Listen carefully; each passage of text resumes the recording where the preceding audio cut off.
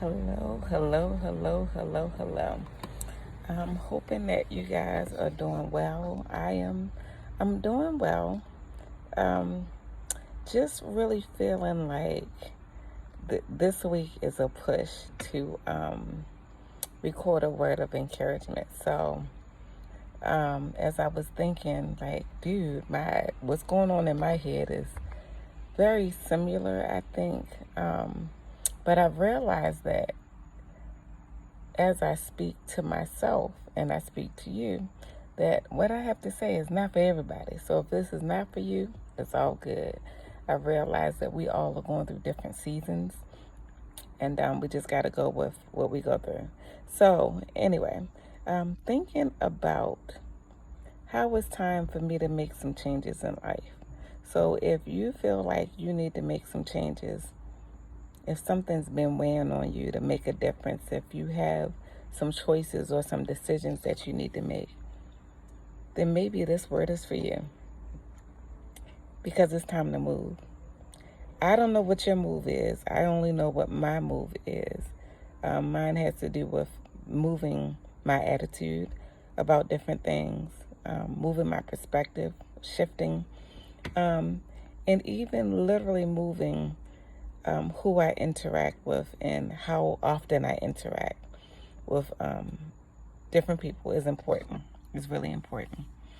As I was thinking about making a decision to shift, in particular in some of my relationships, I started thinking about what I read this week from Genesis chapter 12, verses 1 through 3.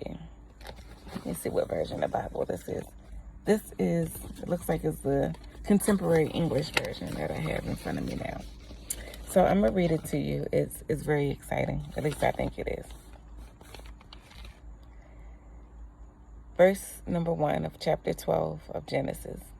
The Lord said to Abraham, "Leave your country, your family, and your relatives, and go to the land that I will show you. I will bless you, and I will make your descendants into a great nation. You will become famous and be a blessing to others. I will bless anyone who blesses you, but I will put a curse on anyone who puts a curse on you. Everyone on earth will be blessed because of you." So this is the verse that I was meditating on. And wow, it's just so inspiring to me to know that sometimes when we sense a shift, when we sense it's time to move, when we sense that it's time to do something different than what we have been doing, that it very well could be the Lord telling us, hey, it's time for you to go. You don't necessarily know where I'm sending you to. You don't necessarily know what I want you to do when you get there. But there is a time where we have to leave those things familiar to us. So when God was talking to Abraham, he was talking about his country, his family, and his relatives. How much closer or familiar can something get than our relatives, or maybe our childhood friends, or maybe our habits that we've had since we were a child? But I believe that today God is speaking to me about moving. And I've been wrestling with him, quite frankly, about moving, because one of the places he's asking me to move from in a relationship has been very familiar, and it's been comfortable, almost relative-like. And he's saying, no, honey. You've learned, you've grown, and now it's time for me to move you into a new place, because I have something new that I want to do for you, with you, and through you in a new place, right? And so when I think about that, I think about, okay, God, I hear you, I see you. I can imagine what Abraham felt like when it's like, leave your country. Then God has the nerve to say, go to a place where I'll show you. So you want me to say my goodbyes, or to not even say my goodbyes? I don't know. He may be telling me to just go ahead and move and shift without a word. Or he may be giving me and you a strategy for how we move forward. It may even be our jobs. It may be that entrepreneurial venture that he's been speaking to us about. At one point this week, I was thinking, hey, I'm ready to move and switch my vehicle, but that is not what God is saying. So we got to make sure that we're hearing the voice of God, and that when he's telling us to move, that is exactly what we're doing. But we have to know how to move. And so I just encourage you today, if you feel a sense of shift, because there are a lot of things shifting in this COVID-19 down season, don't fight the shift. Don't fight it. Don't do like I did. I'm like, God, you sure? Look, I've been asking him for 3 or 4 days. You sure you want me to move? Like, are you sure? Are you sure you're talking to me? So, don't fight the shift. Don't fight the move. Don't fight the change. But do ask God, how do you want me to transition? Show me how you want me to transition. And as I take each step, Lord, show me the way. He said he would do it, so we may have to ask just to remind ourselves, okay, God, I'm on this step. I'm doing what you said do. And it's so funny when I think about Abraham. When God was telling him, I will bless you and make your descendants a great nation, this was before Sarah was even pregnant. This was before they even thought that Abram and Sarai would have a child. So it's amazing. Their dreams and their gifts, their talents, there's so much that God put inside of us. And sometimes when he tells us to move, we neglect to remember that he said, I'll do this with you. For instance, I'll give you for instance, with me, some of my moving has to do with the fact that I now fully understand one of the gifts and talents that he's given me is as a teacher. But I could teach in the school system, at middle school, elementary school, high school. I could teach in ministry at my local church. It could be, again, youth. It could be young adults. It could be adults, men and women, a class for men and women, or it could just be a women's discipleship class. And so while I know God is shifting me more in that direction, I can't say I know what arena. It could even be at work. I have opportunities to mentor and teach at my job. So it's important for me to get clear instructions. I do know some things that he's telling me to step away from in order to make room for the new thing that he wants to do. But we just have to listen, God. Just because he say move does not mean that is the full instruction, right? And just because he gave us dreams and visions and gifts and talents doesn't mean that's the fullness of how he wants to use it in us. And it doesn't even mean it's the season. But if you hear, like I'm hearing God constantly tell me, it's time for you to move, Lavon. It's time for you to move. You sure, Lord? Yeah, I'm talking to you. It's time to move. If and when you're experiencing that, our answer is yes, Lord, right? Help me, Lord. Help me to go where you want me to go, how you want me to go, when you want me to go, to say and do what you want me to do. Because I don't really know his plan, right? But getting back to Abraham, I love that God tells Abram, well, he wasn't Abraham yet, but he tells Abram, you'll become famous and a blessing to others. So I believe that as we're obedient to the pull of God to shift, to move, to get out of our comfort zone, to walk on water, that he will bless others. He'll bless others through our obedience. So even when we don't necessarily feel like moving, sometimes we have to remind ourselves, hey, self, it's not really about you and what you want and how you want it. But there is a plan that's so much bigger than us. So we got to remember that when he's saying move. God has a great big plan.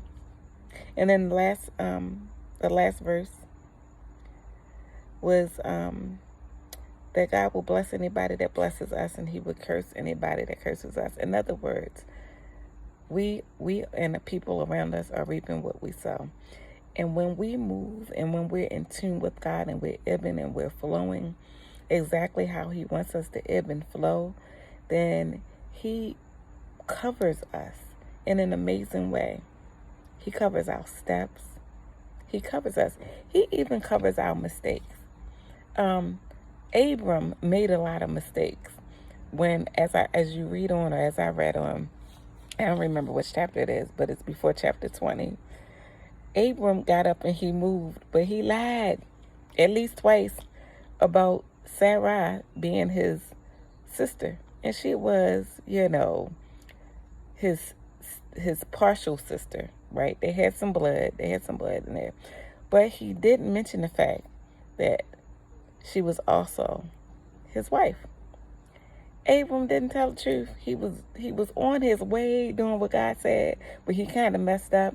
And so I think about that because I know that there are things that I say and do in my mind, and the enemy wants to say, girl, you messed up on this. You can't move there. You can't do that because you didn't do this right or you didn't do that right.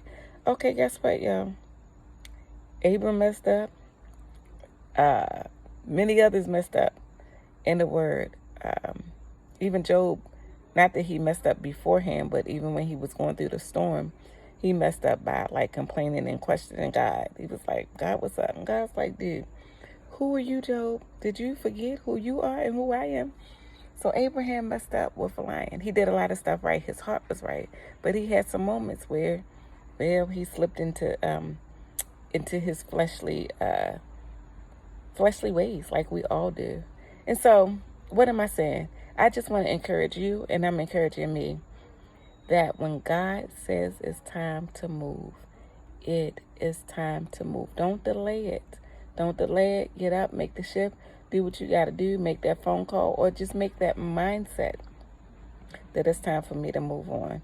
And sometimes he just wants us to move on mentally because we may have been looking at things in the wrong way for way too long.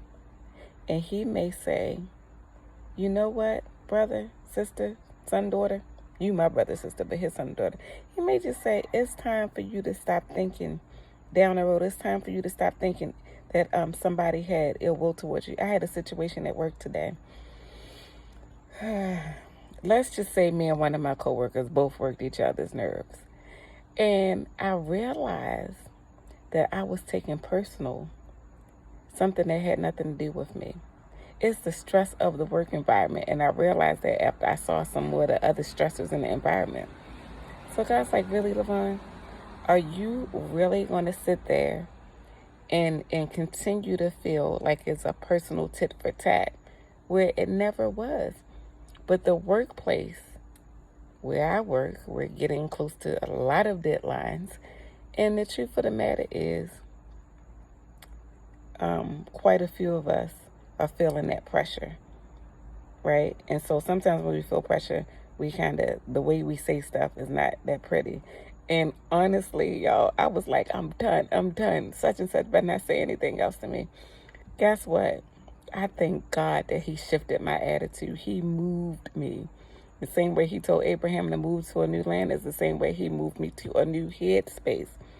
It was like, no, we're not going to sit here and we're not going to continue to say, like, no, such and such just don't need to say nothing else to me today. Y'all, listen, I had shut down in my head. I did. I was like, I ain't got but another week or two of blah, blah, blah, and I ain't saying nothing else. I didn't do the head shaking, but I head shook in my head, in my own mind. But I thank God that he shifted me. You hear what I'm saying? He shifted me. He's like, daughter, God showed me what was going on, and it wasn't about me. So my brother, my sister, half the time when people have attitudes and stuff goes awry, it don't have anything to do with us. But oftentimes we take personal that which it was not meant to be personal. God showed me I took something else personal that ain't have to do with work. But anyway, the point is that God wants to move us mentally. And some of us, he wants to move from relationships. He wants us to interact differently. And some of us, he just wants to think differently on how we see stuff. Some of us, he wants to shift where we're working, what we're doing, what we're not working on and he wants us to start. Just whatever it is, you know what he's asking you to do and what he's asking you to stop procrastinating on, or what he's asking you to move into that may seem impossible, kind of like telling Abram he was going to be the father of many nations. That was impossible. Like, Abram was like, right, okay, right. How in the world that's going to happen? And me and Sarah, we getting old. That's a whole nother story. But I'm pretty sure that Abram definitely had doubts, because later on, when God tells him that him and Sarah are going to have a child, he laughs. He laughs. Sarah laughs. They all like, ha, ha, ha, ha, ha. So what am I saying? It's time to move. Trust God. Don't trust yourself. Don't trust yourself. Do not trust yourself. Do not trust yourself.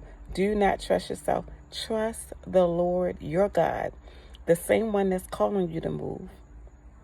Trust that he knows what he's saying. Trust that he has a plan. Trust that he's going to bless others through you, just like the word says. Trust that others are going to bless you just because he put his mark on you. And trust that anybody that messes with you, he's not going to take it lightly. He said he would curse anybody that messes with him. Another word is, don't touch my prophets. Don't do them any harm, right? Because if you do, God is like, I will take care of it. Vengeance is mine. I will repay, says the Lord. So get ready to shift. Don't get ready, do it. It's time to shift. It's time to move. Move into whatever it is that God is telling you to move into. Today is the day. Now is the time. Now's the time. It's time to move. God bless you.